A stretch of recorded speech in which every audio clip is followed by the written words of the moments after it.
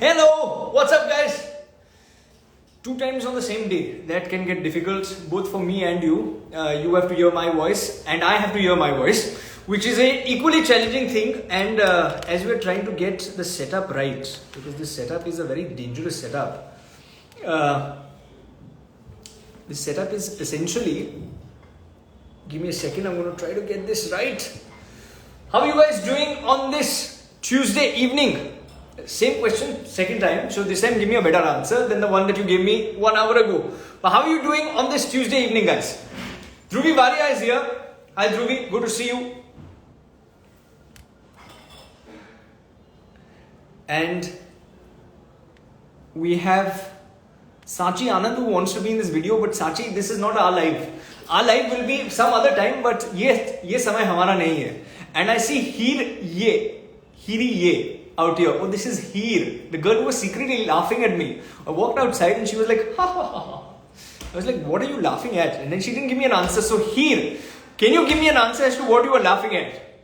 The nation wants to know. Like all of 157 people want to know, saying, what were you laughing at? If you're laughing at me, that's fine. But what was the joke? So as we wait for Heer, can you guys tell me, have you ever had some kheer? Have you? This is the standard of stand-up comedy that we finally reached. Jix Tintin is here. Oh my god. Jix Tintin is one of the original viewers of I Am One and one of the mothers who for some reason pushed her child to join this organization, and the child managed to survive for a long period of time. But and she makes beautiful kheer, by the way. Of course, on a completely unrelated subject. Heer says, haha, not on you. I don't believe all of that. But hello again to Dhruvi Varia and to Murthy Patel and to all of you wonderful viewers. Welcome to Padul University presents I Am One's Role Models Season 2. So it's very nice to be able to do this conversation with all of you, and we have the guest that we've been waiting for. So I'm going to quickly add her. I was going to add her and then she disappeared. She perhaps saw me cracking jokes and then decided. About 16% live battery. So one has to be a little careful about that. Please understand. Yes, and now we have her, so I'm going to add her. Very happy to be able to do this because I quite honestly think she fits perfectly into this series that is Role Models. Hi. And there she is. Somehow you guys get the light just perfect. It's our job. It's a part of our job profile. No, and that just makes me very envious of the fact that somehow we need better 17-year-old interns who are looking at me and saying, Rishabh, only if you actually landed up paying us, we would fix the lights. You could also order an Amazon ka ring light, you know. Amazon ka ring, that's right behind us. But to the 4,000 plus people who don't need any introduction, let me quickly do this. For the ones who are going to watch this recorded conversation, though everybody knows her and recognizes her, she's an actor, singer and a lyricist, and to be honest, somebody who dons more hats than three. Whichever be the race Gurram, she delivers a hit on the D-Day. Sorry, I was trying to get all your filmography right. She's like, you have kids? Rishabh, don't do this. You have kids? No, listen, I look. You are ready. Your dad jokes are ready. Acha, my dad jokes. Acha, thanks.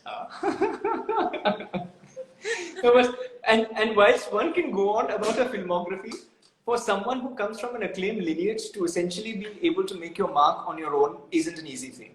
And she honestly is a hero for all the right reasons. And today I'm thrilled, delighted, humbled and honored to be able to welcome you to the I Am One platform. Thank you very much for doing this. Thank you. An appropriate name for an appropriate series, Shruti Hassan. Thank you so much for having me. It's truly my pleasure. And also with a few dad jokes. But yes, of course. What's life without your dad jokes? Okay. But let me start with asking you the first question. The series is called I Am One's Role Models, and therefore I must ask you this, saying, you know, the people who are going to be watching this are school students, and these school students are very impressionable. The fact that role models play such a big part in their life. And I'm sure a role model plays, has played a big part in your life as well. What are the parameters that young people should choose when you're choosing your role model? Like, what are the parameters that one needs to keep in mind? I don't know if there's like a checklist as such or a parameter checklist. I think that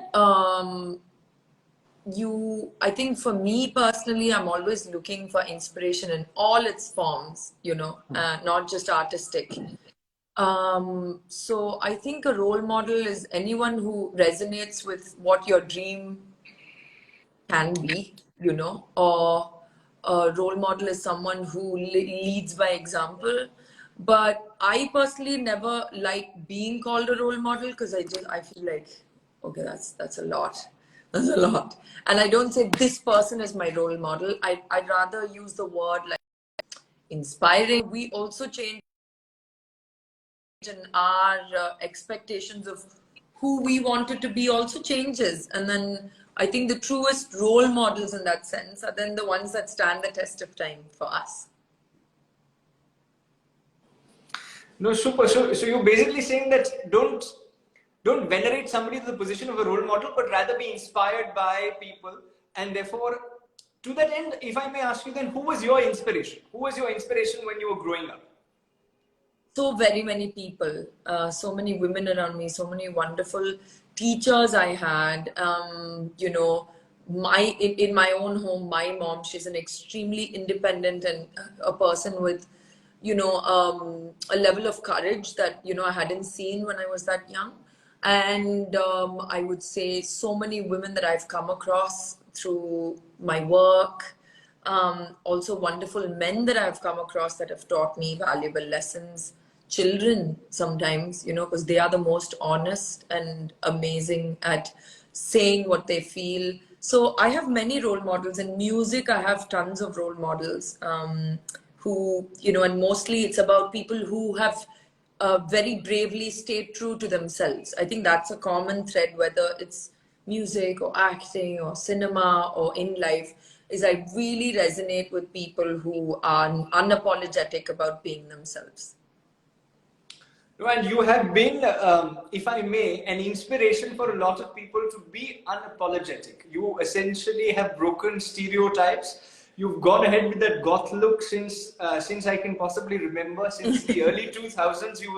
You've essentially, and to that end, in a way, you've normalized things that don't seem very normal for people in terms of imbibing and doing. And to that end, is it difficult, say for example, when you went ahead with your whole goth look and the fact that you yet carried through, is it difficult to be accepted in society? And to that end, how did you do it?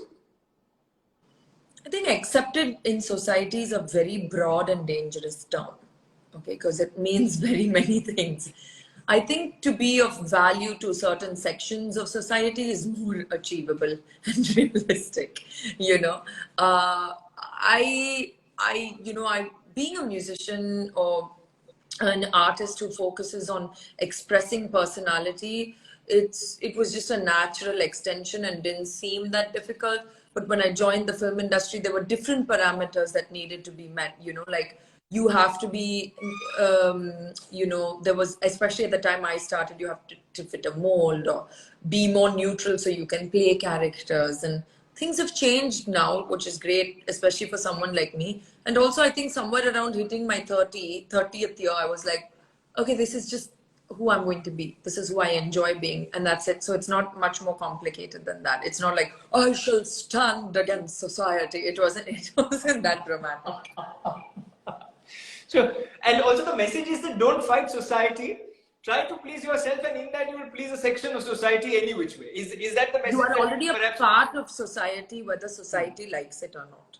By simply living within that framework, if you're not someone who lives with the bears and the wolves in the mountains on your own and eats canned potted soup, you are like a part of society. So you will find your ilk and you will find your community that resonates with what you do. It's just the way human beings have always kind of gravitated towards each other. No, that's a way of looking at things, and that's also a very positive way of looking at things, especially given the fact, like I said, that students are going to watch this, and students are in high school, and there's so much of peer pressure. The idea to conform with a particular set of standards, and the fact that you've actually set new standards, and you're saying that you will find your ilk. So, irrespective of whatever you hope to achieve, just go ahead and achieve it, and I'm sure you'll find people who will back you. But you've been also a lot, you've been a great inspiration to a lot of people and young women, and now you've actually come out with a song which is She's a Hero, and it's a very powerful song celebrating women. Now, can you tell me the thought behind, and I really liked the fact that you included young girls from an NGO as a part of the song. I don't see that very often in music videos. What was the thought behind including young girls who were from an NGO as a part of the song that you were making? So the first part of your question was basically I write quite autobiographically, like from my experience of a particular instance. But as I was sitting at the piano, I felt like I wanted to write about something that resonated with me, but had a larger diaphragm in terms of like reaching to more people. And the honest and most resonating topic for me in that was about women. And I wanted to write it in a way that had room for many women to plug their experiences into. Then my partner had an art exhibit, and he decided to have a bunch of us perform at his art exhibit. And so Shantanu asked myself, MC Altaf and Karan Kanchan to kind of get together and perform. And we were like, yeah. So me and my producer Karan Parekh had already worked on this rough track. And then Altaf was like, I would love to rap on this, which was already exciting because see, the intention came from him first, कि मुझे इसके बारे में rap करना है. And when he put his words in, it was amazing because it was from a point of view which was completely different to mine, and from a male gaze with reverence for women, which was so important to me as a girl, and so important, I think, even as a message for younger women, that there are the good men that will help us, not just, the sisterhood, but a brotherhood that will also be allies to us. I think that was important. Coming to the very special and wonderful girls in the video, I knew that the video had to have the past, the present, and the future. So the past is, our mothers, sisters, family members who like project their love and their hopes onto us, which is why we use the projector. I was representing the present for lack of another person singing in the video. And then the future is what is hope, is a dream for each and every one of us at every age. And the future is represented by these girls. So I thought, should I get my friends' kids? Should we get kids we know? Then we were thinking, should we get child actors? And then Mansi Mehta, was my publicist, suggested that maybe I can ask Shiksha Seva if they'd be open to this, because they do amazing work with, especially in the field of education and ensuring that these girls have a fighting chance at a wonderful future through education. I said, would they be up for it? And they were, touch wood. And these girls were just magical. Not only that, they created all of the artwork on the walls that you see throughout the video. So we got them to artistically collaborate truly in its truest spirit. And we're truly honored that they could be a part of it. It's the most special thing about the whole experience. No, I'm delighted, though the young girls at IMON are going to be very jealous, saying, and they're going to be telling me to tell Mansi, saying, please recommend us as well. But I'm sure that must have been a very fulfilling experience for the young girls in order to be able to be a part of something like this. And I'm sure I hope that it's a wonderful core memory for them, because they were all so young. I hope that they'll always remember this as a day that they ate nice sandwiches and painted on walls, which we're mostly not allowed to do. No, no, but when you were young, you're also very impressionable, Shruti, and that's something that you mentioned. You just said that this is something that you hope that they'd carry back, and therefore I must ask you this question: saying, young people who look up to you and who look up to all of you wonderful people in cinema, sometimes see your lives and say that yes, they broke the stereotypes, but at the end of the day, and your song also celebrates women in a way. But at the end of the day, the brutal reality is that 70% of our country yet lives in its villages. The top 20% of families in India have barely 9 years of education that is given to a girl child. But the even more surprising statistic is that the bottom 20% have no education for girls and for women. Now the thing is, and to break also stereotypes, very limited access to sanitization, healthcare, and all of that, the whole gamut. Yeah.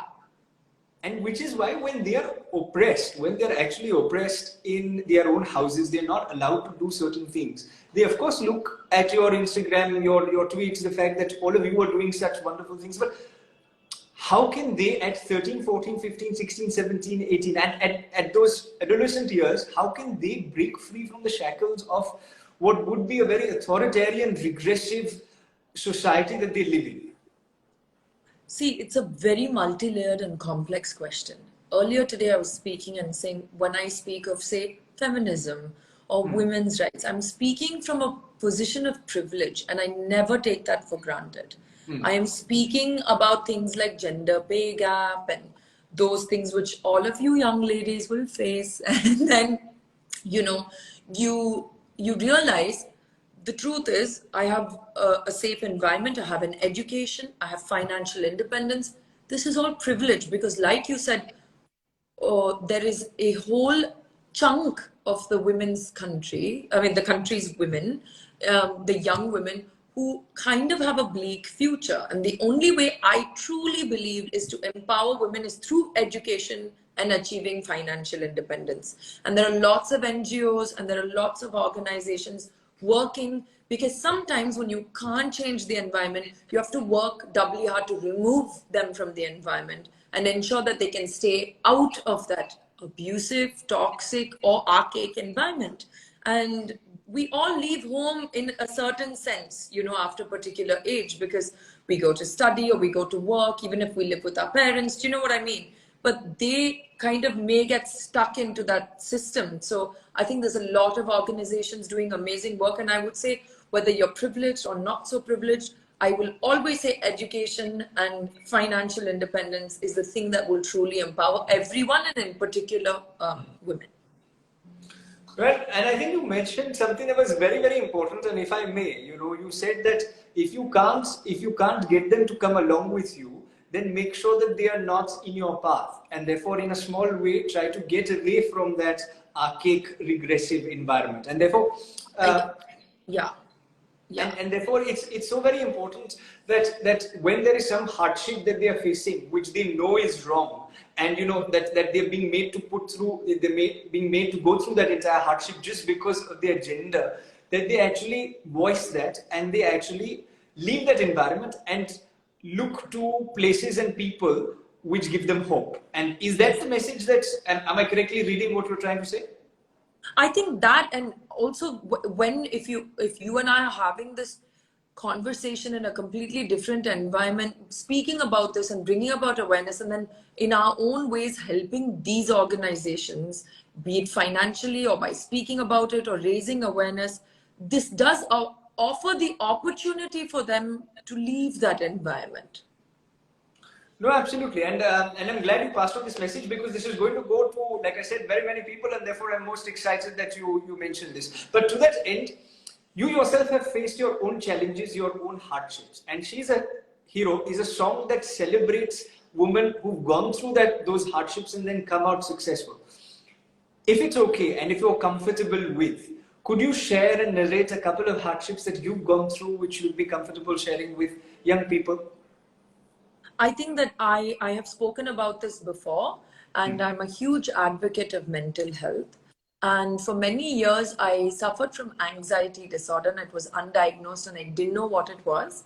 And I felt really inadequate, especially, say, before an exam or before a stage performance. I had physically debilitating symptoms that would make me feel like, "Arey, main kyun nahi kar pa rahi hu? Why am I not as cool, awesome, calm, and collected as everyone around me?" And then I joined the film industry without realizing this either. So I felt like every other actor was better than me at handling fame, at handling shoots, at handling dialogues. It is only much later in life when I decided to get therapy specifically and focus on myself and talk through it, that I realized I did have an anxiety disorder. And then I was able to work to build a set of tools. Some people want medication, and that's totally up to the person and the medical practitioner.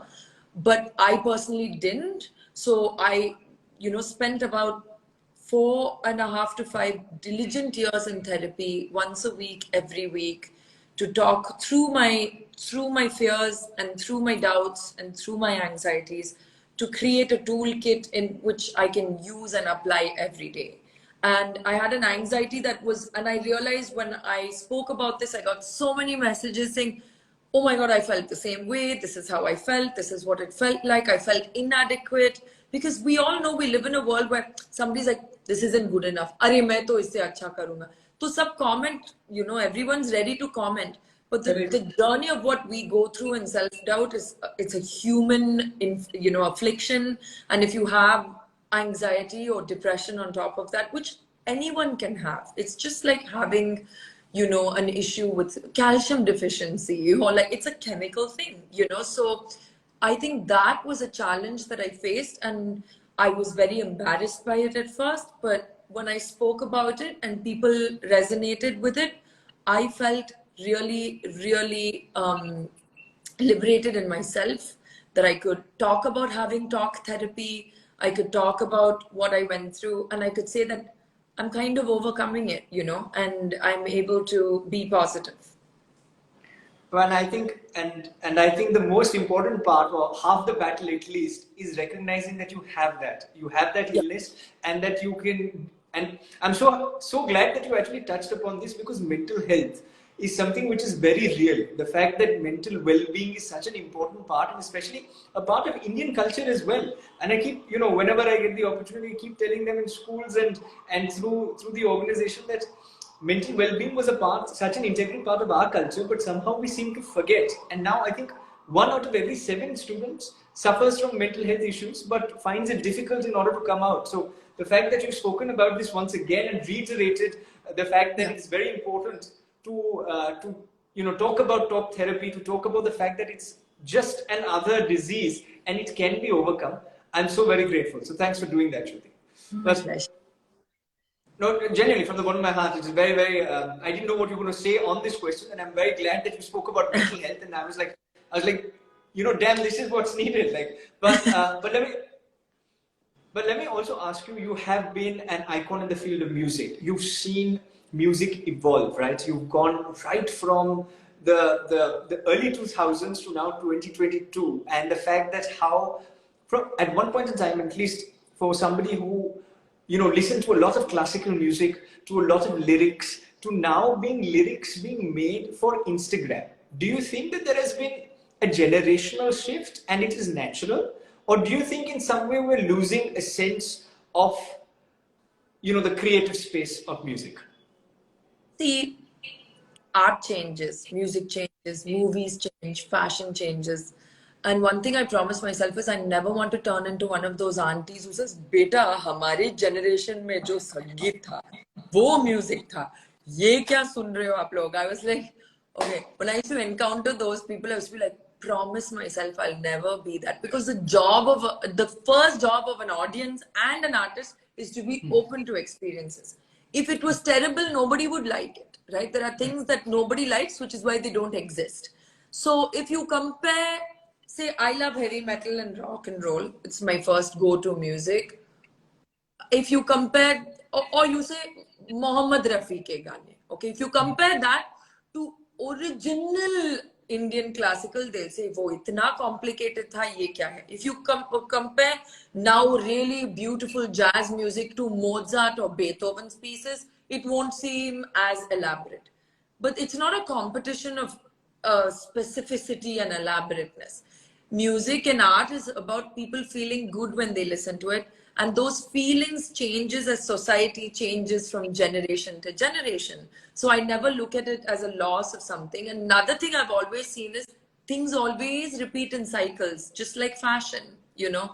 I remember when I first started, like in the movie business, I was like, I can't wait for 90s fashion to make a resurgence. And it took like 10, 15 years, but it happened, you know, and now everyone's dressing like the 90s, you know.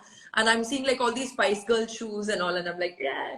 But it does come back with movies, comes back with music, comes back politically and socially as well. We see a shift in ideas, sometimes progressive, sometimes what some people consider regressive. So this is a part of everything, I think. So I don't have that opinion of we've lost something or we've lost a magic.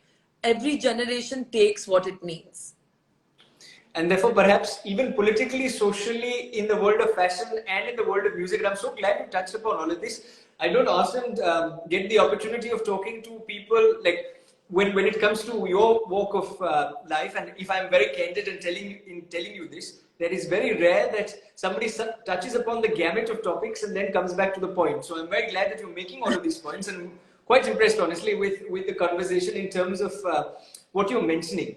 Let me ask you the second last question from my end, which is, you mentioned something which touched me, which is in the sense that it is necessary in order to evolve, and the evolution will come back in a way and will go back to essentially where it started from. And this also happens politically. The political climate in our country, and that in the space of music also, is fast evolving. And you see the positive, of course. And you say that you don't want to crack the dad jokes, and you will not crack the dad jokes. But do you sometimes feel that perhaps in the race of doing things in a particular manner, that we are losing the ethos, and not politically, but in terms of the music space, and just as an ecosystem as a whole? Are we losing the ethos of where we started from in terms of a country, or do you think that it's okay? I'm just pressing you on this because you touched upon the subject. Yeah. 1 second. Alexa, stop. Alexa, stop. Sorry, my Alexa was just going off. Sorry. Yeah, there you go. Modern life. I do. It's again subject to opinion. There are some things I kind of don't get, but I get that it's a reflection of art is always a reflection of something that is going on and something that exists because it needs to. This much I've understood for certain. Otherwise, wo hota hi nahi, you know.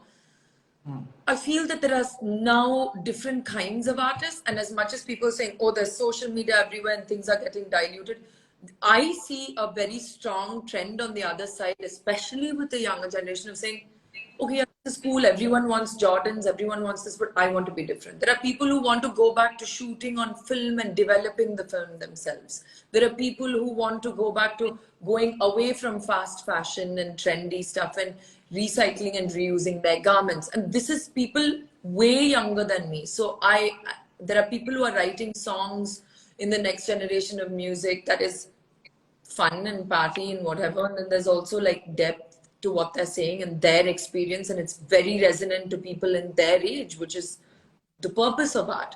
So I feel that overall, the only thing I can say that I've noticed, and it's not age specific and it's not geographically specific, is people seem to be more quick to giving unsolicited advice and opinions, and people seem more quick to just like poop on other people and say mean things than they used to before, because we're behind screens, because there's no direct confrontation, and also because I feel there is an overarching sense of like, what do I do? What is my place in this world? So when you start questioning that, then you tend to try and ask other people those questions indirectly. So I feel that there's a sense of that. Again, there's a sense of people coming saying, no, I'm going to be that girl who wants to be this way. I want to dress this way. I want to appear this way. So right now we're in a flux in the world where both are really like, it's like two opposite poles of the magnet, and we are feeling that tension. And for somebody who's stuck in a young body with an old soul, I'm feeling the conflict as well, in the sense that, like you said, there is that big question of individuality, and on the other hand, you've got people giving you unsolicited advice. So I can understand completely as to what you are trying to say. Let me go to the final question, which is a quick rapid fire. Sure. Okay, so let me just quickly ask you. This is the first thought that comes to your mind when I say the following words. Okay. Right? When I say India, I would say history and hope. history and hope. When I say she's a hero, Uh, a song we're very proud of. Not one word, it's a whole sentence. yeah, and deservingly so. When I say black, what's the first thought that comes to mind? If you remove the A and you make it BLCK, then it's our production company. If you say black, I think it's my favorite color, and I think it has the potential to hold everything. When I say music, For me, I think it is a very, very, very strong vessel for emotion. when I say youth, When you say youth, I actually don't like that word. I didn't like it when I was the youth, and I just think, yeah, when they'd be like, all you youth people do like this only. So I used to be like, what is that? Is youth a bad word? Like, they'll be like, they'll be like, all the youths are doing like this only. And I used to be like, but listen, aren't you yet the youth? If you aren't the youth, you're gonna make me feel actually like. okay, now I like the word. If I am the youth, I like it. I think Come on. Right. youth, young, old, wise, all of these are very like, you know, it's totally dependent on the person and the situation. Yeah. Got it. I would say It's, hope, future again. Yeah. and it's age agnostic. Youth should not be defined by age. It should be Exactly. age Yeah. agnostic. Yeah. Yeah. And as I grow older, even I feel the same thing. But I have to work on the dad jokes. But coming to the last one, and this is on the basis of this, will we give you a hamper?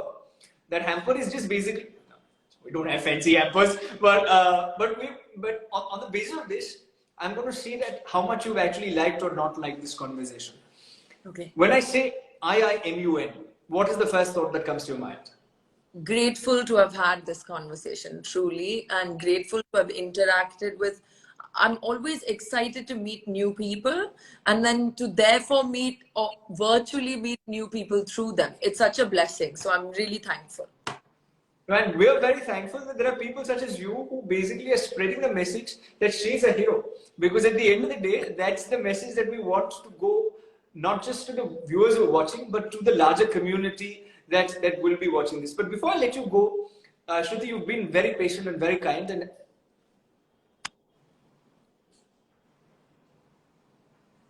am I back? Okay, I'm sorry. yeah, Was there a lag? Yes. No. yeah. No, No, before Alex, I know Alex has already given you the signal, but can I, and you've been very patient, but can I, because there have been so many people who've been watching this live, can I have a couple of them, or at least one, ask you a question before you go? sure. Super. So I'm trying to load the request to join, but there are so many that. Maybe we could just read out their questions. Can we just read out their questions? Can we get Yeah, the questions? that's less complicated. We can say their names and read out their questions. If you have any tagged questions like that you like. Super. So there is a question that comes from Sanmi, who says, you have worked with, ma'am, you have worked with diverse set of actors, directors and producers from the media industry, and all of them might not always agree with you. So how is it that you are able to adjust to with all of these people, and given the fact that we know that you put your point very candidly, how do you deal with them? That's actually a really great question. So, when you go on set as an actor, you are within a box and everyone's given their box, right? Beyond a point, if there are things that should be discussed on set, if it's natural to collaboration, otherwise, I believe that these things should not be discussed on set. It's much better to, like, even in an office, don't do it at the meeting. Even if you're building a team together, don't do it in front of the whole team. If it's one specific person, you can pull aside and say, hey, do you think we can talk about it? A lot of the times you can agree to disagree and find another route. But I think it's also important for me to know my role as an actor and honor that first. Every day and every situation isn't about you, throwing your opinion around. It is about you doing your job to the best of your ability first. And sometimes that means not sharing your opinion on that day, but doing what is required of your job. That's how I've managed. No, and that in itself is the small inspiring story that you've told us. And with that, I'm not going to hold you any longer because the questions don't end. And you've been very generous and very kind. You say that you are not a role model, but quite honestly, in every way, you've defined a new benchmark. You've essentially broken the stereotypes, and you are a hero for very many people. And therefore, thank you for inspiring very many young people. And there's this one line I must say, that there is a potential heroine in every woman, and that's the beautiful message that she has given us over the last 30 minutes. So thank you very much for joining in, and thank you very much for doing this, Shruti. Like I said, I enjoyed the conversation, both from an intellectual level, and that also from the point of view of what you were mentioning about the field of music. And that's a rare combination to have. So thank you very much for being... Thank you so much for having me, and thank you for having these wonderful conversations. Thank you. Thanks, Shruti. Thank you. Okay. Bye. Bye. So this, boys and girls, was Shruti Hassan, who's very candid and very sweet. And the best part about her, which I really liked, is that she's here in order to make all of us believe that there is a heroine in all of us. There is a hero in all of us. So with that, if you haven't seen what she's put out there, I really think that you should go and watch it as well. If you have been watching this wonderful conversation, thank you very much. And if you are not yet tired of my dad jokes, no, I'm tired of them, yeah. So I'm going to go, but it's been a wonderful conversation. Thank you very much for watching, if you have been. And to the ones who are pretending to watch, like those 200 people outside who are pretending to watch, I hope you learned something. But on behalf of Parul University, thank you very much for watching Iron Man's Role Model series. We'll see you next Tuesday with another guest at the same time. Thank you. Okay, bye.